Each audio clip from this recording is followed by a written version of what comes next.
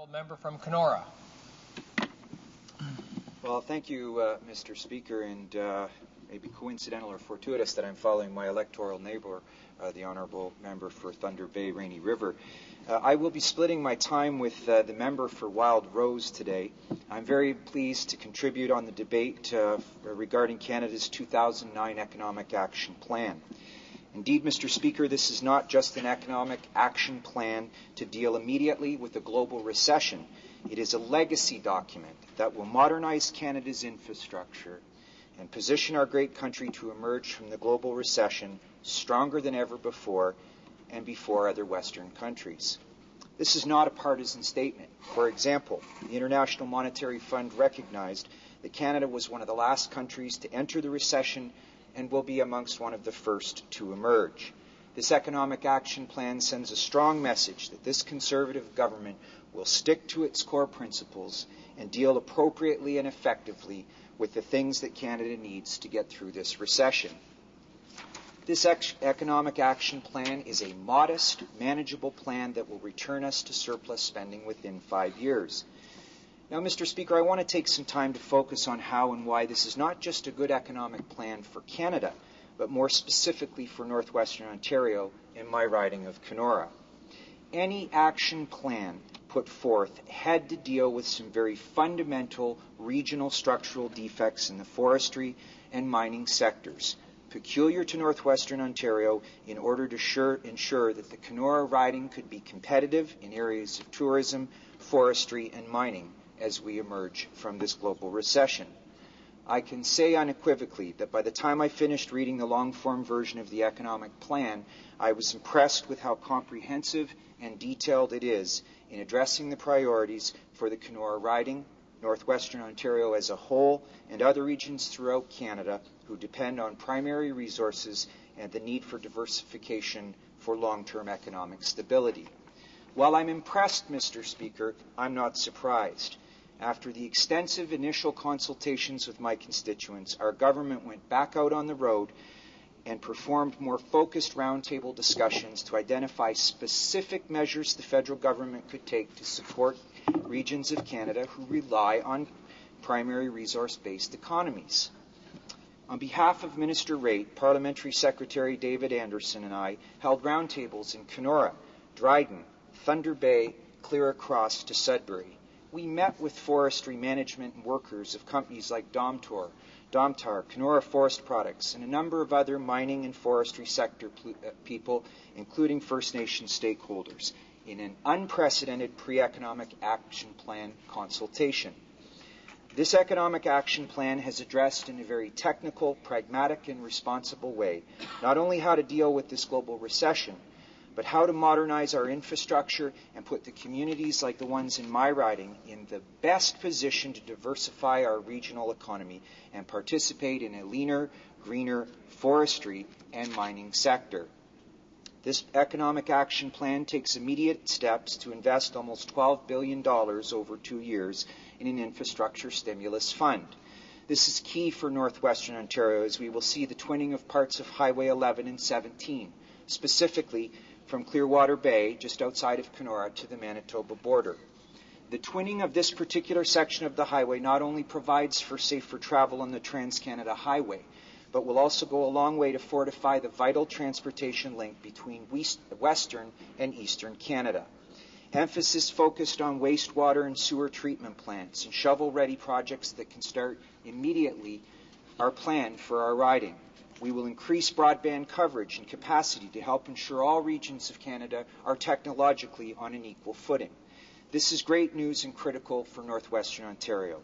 Expanding broadband coverage in our region is essential for economic diversification, access to justice, training and education, and the delivery of health services, particularly to the more than 25 isolated communities in my riding. That is what I heard from my friends at Kiiwetinook-Okimakanak, who provide broadband services to these communities. I know that they're pleased this government is making a commitment to improve broadband capacity and service throughout Canada. I note that there is significant funding as well under the RINC program to improve recreation centres such as ice rinks, pools, and community centres, which are all important parts of our small communities' social and health fabric. Key drivers of our economy are the production of primary and secondary wood products for things like housing and renovation. This plan provides $7.8 billion to build quality housing and stimulate construction. Social housing, retrofitting, renovating, and upgrading First Nations homes are key stimulus for the forestry sector. The home renovation tax credit will stimulate this sector and provide an incentive for folks to undertake these renovations. Mr. Speaker, stimulus in the Economic Action Plan is focused on regions like Northwestern Ontario. We were the hardest hit by the impact of a global recession. Kenora felt it sooner and harder than most parts of our country. So I'm pleased that this government is investing over $1 billion in the next 2 years to the Community Adjustment Fund. It keeps the Kenora riding in mind because it is intended to help new forestry products and processes, especially those for international marketplace. The fund could support initiatives like the White Feather Two Feather Forestry Initiative that will put the Kenora riding on the leading edge of the value-added industry within the forestry sector. Such an initiative would directly benefit the communities of Red Lake, Dryden, First Nation communities such as Eagle Lake, Wabigoon, and Pikangikum. I have always maintained and continue to focus my energies on ensuring that Kenora's riding's economy must be focused on infrastructure and economic diversification that integrates and connects our communities together. And we must work synchronously at all levels of government to ensure that we have the right keys and the right instruments for economic prosperity. Mr. Speaker, one of the extraordinary features of this Economic Action Plan is the commitment to our First Nations communities for training, skills and development, housing and ready-to-go projects with priorities being given to school, water, and critical community services such as health and policing. These Economic Plan items were a direct response to the consultation our government made with First Nation national leadership as well as input from the Grand Chiefs and First Nation leaders in my riding. I am pleased to report to this chamber that First Nation leaders in my riding and in the Thunder Bay Rainy River riding have already voiced their optimism about the attention First Nations were given directly and indirectly to this Economic Action Plan. In regards to skills training for all Northwestern Ontarians, our government's Economic Action Plan is unprecedented.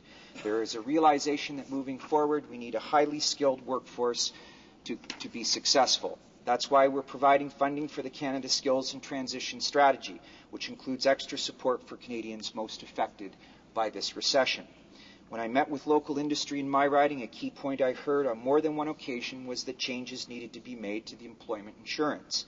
This action plan offers a real response to their needs by extending maximum benefits to a total of 50 weeks and extending work-sharing arrangements by an additional 14 weeks. This, Mr. Speaker, will help companies like Kenora Forest Products and Domtar to avoid further layoffs, and they expressly asked for this type of help. To that extent, this Economic Action Plan has delivered. Other important measures in our plan include increases to basic personal exemption tax to 7.5% from 2008, raising the child benefit, which will give an extra $436 in parents' pockets, tax savings for seniors, and novel tax-based incentivizing housing renovation, which benefits are twofold. They stimulate the purchase of building forest products and provide tax credits for folks who incur this type of expense. Finally, Mr. Speaker, special mention should be made for this government's commitment to FedNor, a brand and a program reputed throughout Northern Ontario to support our communities in the process of economic diversification and initiatives. The additional funding for the next 2 years will go a long way to support several projects being planned or considered in communities throughout Northern Ontario. This Economic Action Plan should inspire confidence because it deals with some of the key aspects that Northwestern Ontario needed to have addressed. I want to express my extreme appreciation to my caucus for listening and understanding the kinds of support and measures the federal government could take to help put the Kenora riding on an equal footing with the other regions of Canada.